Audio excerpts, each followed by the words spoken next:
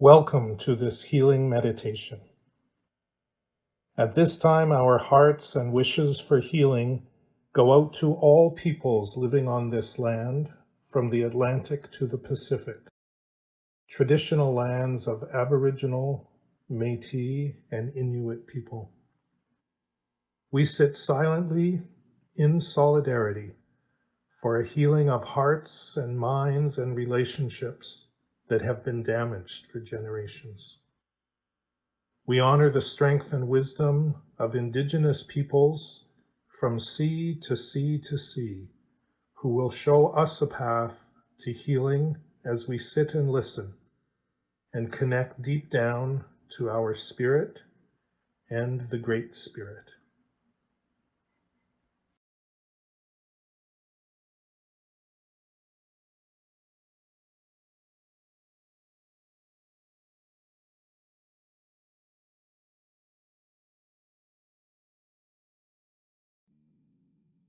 You know, in 2021, we all inherited this. Nobody today created residential schools. Nobody today created the Indian Act. Nobody today created 60 Scoop. But we all inherited this. And if we want to say we're proud Canadians, then we will accept the beautiful country we have today, and we will accept what we all inherited. And what I would challenge is everybody on Canada Day in this country, if you say you're a proud Canadian, read the Truth and Reconciliation calls to action. The over 100,000 residential school survivors told their story, including my parents, and they created the Truth and Reconciliation calls to action. Bring that into your personal life, your social life, your business life, and read the Missing and Murdered Indigenous Women and Girls calls to action. There's 231 calls to action. And if we can all own those a little bit in this country, in one generation, we would overcome so many challenges today that our next generation won't inherit this. We will make them more as dreamers.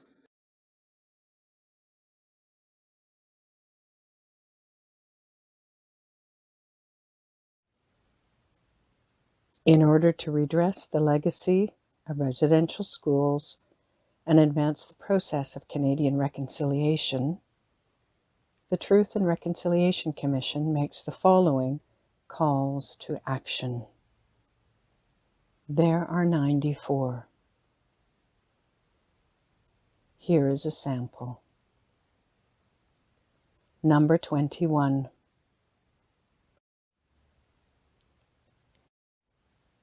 Healing.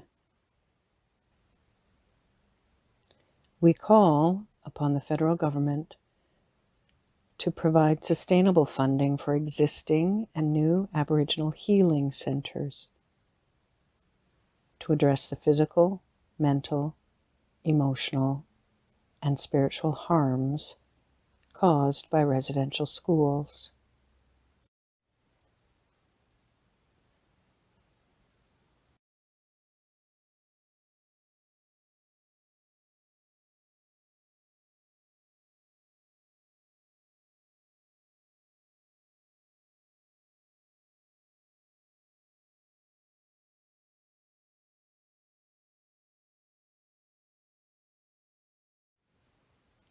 Justice.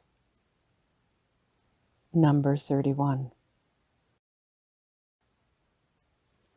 We call upon the federal, provincial, and territorial governments to implement and evaluate community sanctions that will provide realistic alternatives to imprisonment for Aboriginal offenders and respond to the underlying causes of offending.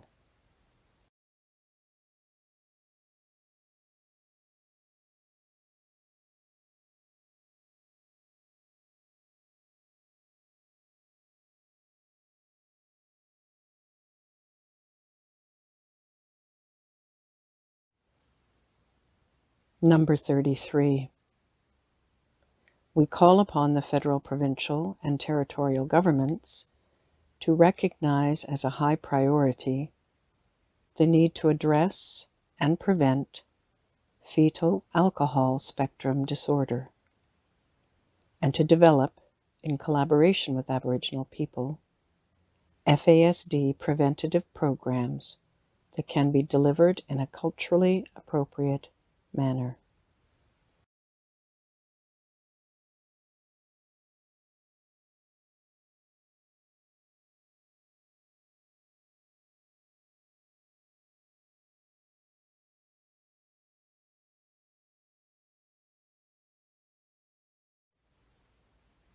Number 38. We call upon the federal, provincial, territorial, and Aboriginal governments to commit to eliminating the over-representation of Aboriginal youth in custody over the next decade.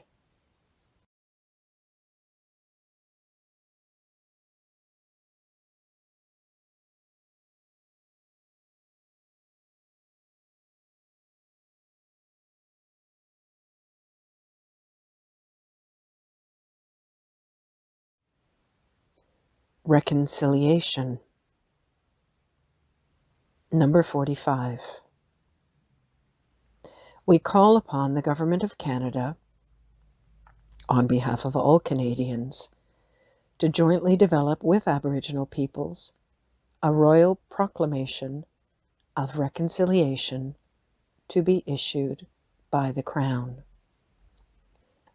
The proclamation would include a commitment to repudiate concepts used to justify European sovereignty over Indigenous lands and peoples, such as the doctrine of discovery and terra nullius, meaning the land of no one, land not under the sovereignty or control of any other state, social, or politically organized grouping.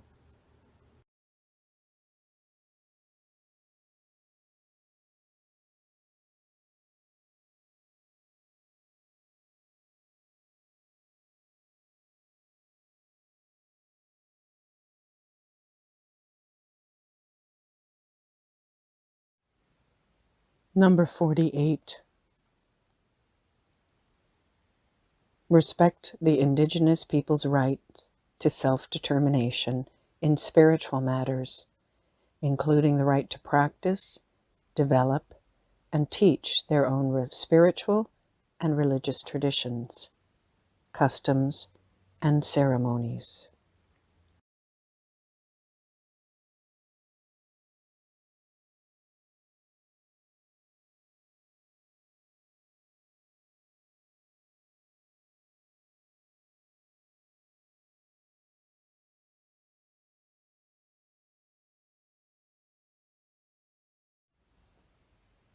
Number 94. Newcomers to Canada.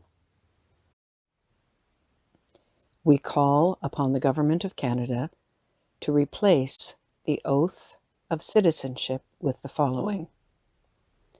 I swear or affirm that I will be faithful and bear true allegiance to Her Majesty Queen Elizabeth II, Queen of Canada, her heirs and successors, and that I will faithfully observe the laws of Canada, including treaties with Indigenous peoples, and fulfill my duties as a Canadian citizen.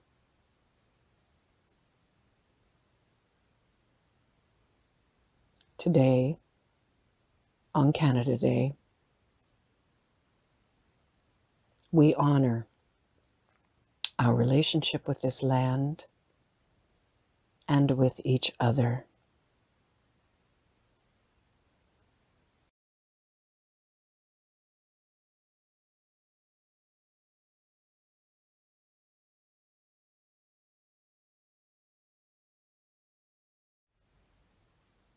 The confession of one of Canada's churches, the Presbyterian Church. We, the General Assembly of the Presbyterian Church in Canada, seeking the guidance of the Spirit of God and aware of our own sin and shortcomings, are called to speak to the church we love. We do this out of new understandings of our past, not out of any sense of being superior to those who have gone before us, nor out of any sense that we would have done things differently in the same context. It is with humility and in great sorrow that we come before God and our Aboriginal brothers and sisters with our confession.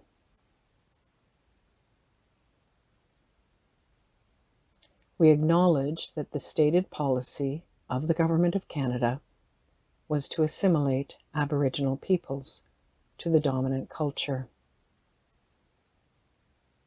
and that the Presbyterian Church in Canada cooperated in this policy. We acknowledge that the roots of the harm we have done are found in the attitudes and values of Western European colonialism, and the assumption that what was not yet molded in our image was to be discovered and exploited. As part of that policy, we, with other churches, encourage the government to ban some important spiritual practices through which Aboriginal peoples experience the presence of the Creator God. For the Church's complicity in this policy, we ask forgiveness.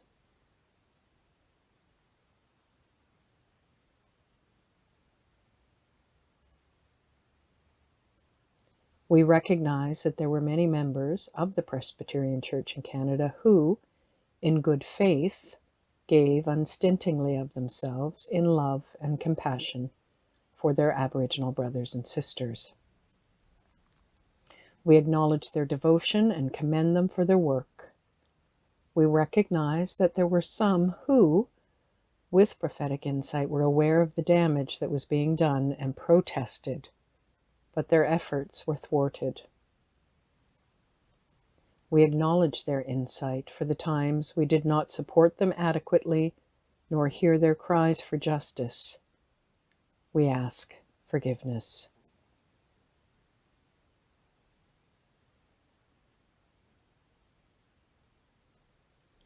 We ask also for forgiveness from Aboriginal peoples. What we have heard, we acknowledge.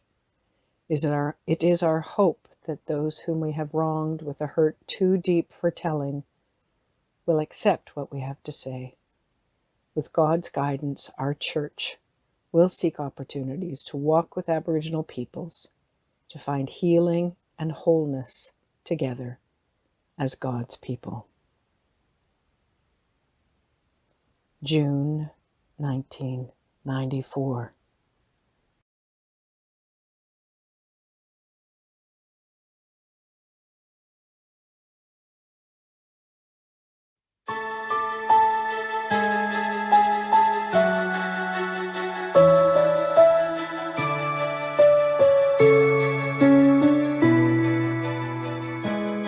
In this moment, in this place, I remember who I am, letting fear and worry fall away from me. I open my eyes to see there is only love. There is only love. Love that heals, love that sets me free. There is only love. When I lose myself, when it seems I've lost my way, when I go inside and quiet my mind, I can hear a spirit gently say, there is only love. is only love. Love that heals, love that sets us free. There is only love. There is only love. There is only love.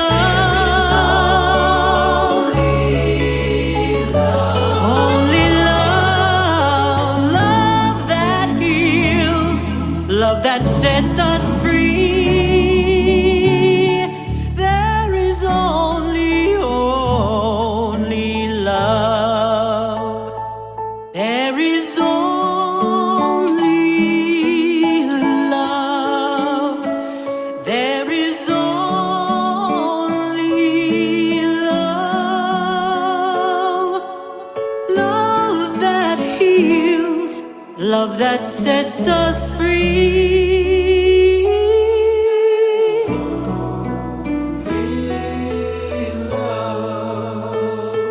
There is only love. There is only love. Love that heals, love that sets us free. There is only love. There is only love.